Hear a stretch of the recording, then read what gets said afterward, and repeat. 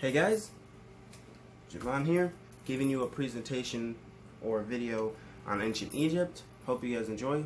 Now let's get into it. Alright, so I feel like the first place we should start off with Egypt is the government, since obviously this is way before way before our time, way before cell phones, way before actual laws were invented that were more, how do I say, fair than what they had back then, because it was a lot different. But you know what? We're gonna start here.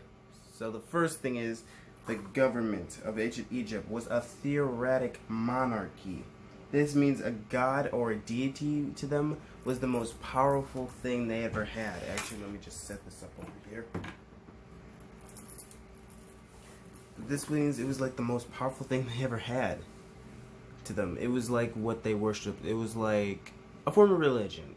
Take Christianity or Buddhism. Actually, Buddhism isn't really religion, but that isn't the problem here. Alright, you know what? We're going to start off here on government. Now, the government of ancient Egypt was a theocratic monarchy, which means that they had whatever, like God, they had gods, alright? They had a god as like a deity. This was like the supreme leader to them in their minds. This is who ruled over everyone, even the kings in a sense. It's who the kings worshipped. Kind of like Christianity in effect, where some kings worship God, but I'm not going to get into all that. But anyways, the king, aka the pharaoh, was in charge of the population, or his city as it was. And then below him he had a vizier. So basically, the vizier was second in command and was the government officials, scribes, and monarchs.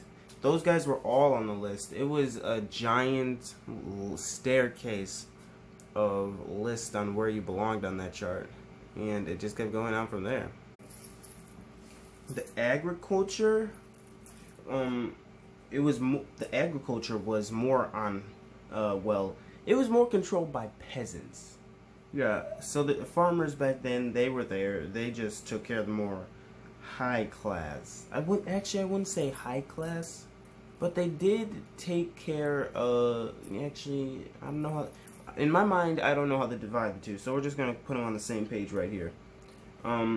They were in charge of the land. The crops were given to the landowners, which I'm assuming those are the farmers, or just the landowners in general, and then were traded off.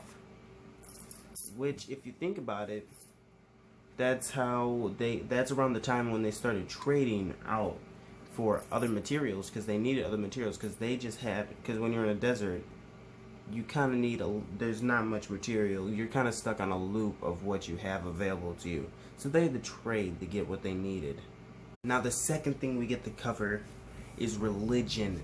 Now, in ancient Egyptian culture, religion was one of the top most sacred things that they had throughout, and it evolved over the years. Like, for example, religion was a driving force in ancient Egypt.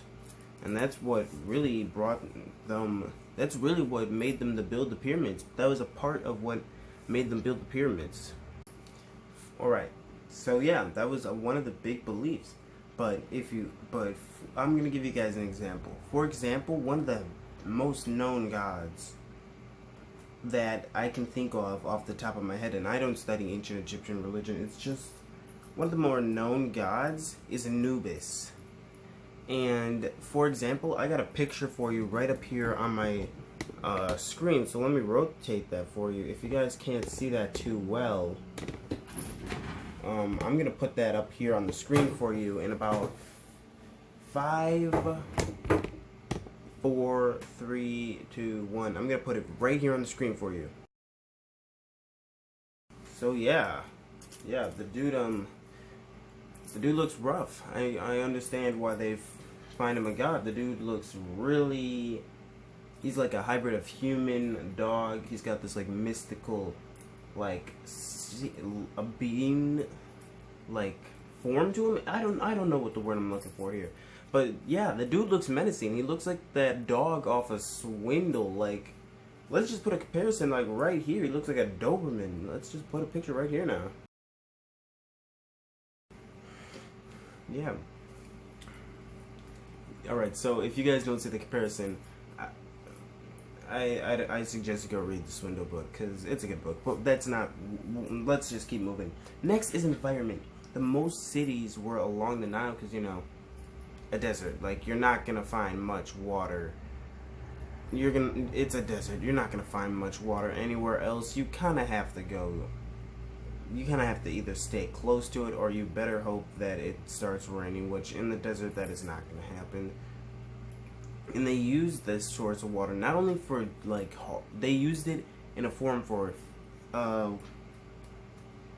watering their crops. They used it to bathe. They used it for basically their most modern needs.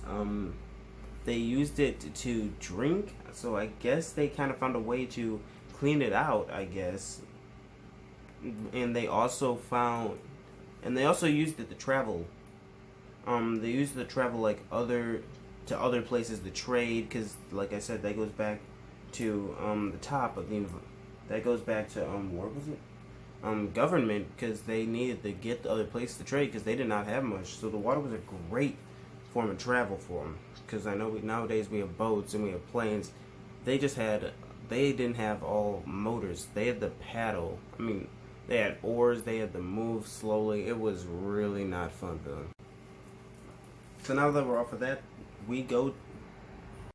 Alright, so now we're on science and technology. Some of the things that they created were, and listing the following. I don't have all these memorized, so bear with me if I'm not looking at you guys. It's a decent list.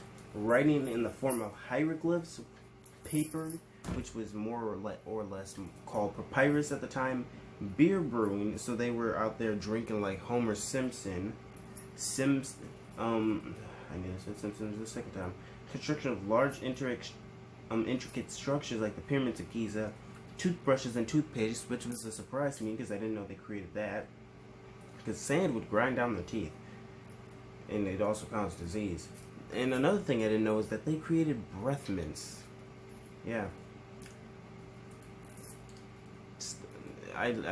The more you learn, that's all I can say. The more you learn.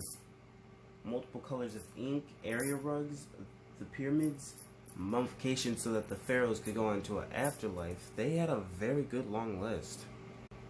Alright guys, I hope you enjoyed this quick presentation on Egypt. And that's all I got for you guys. Goodbye.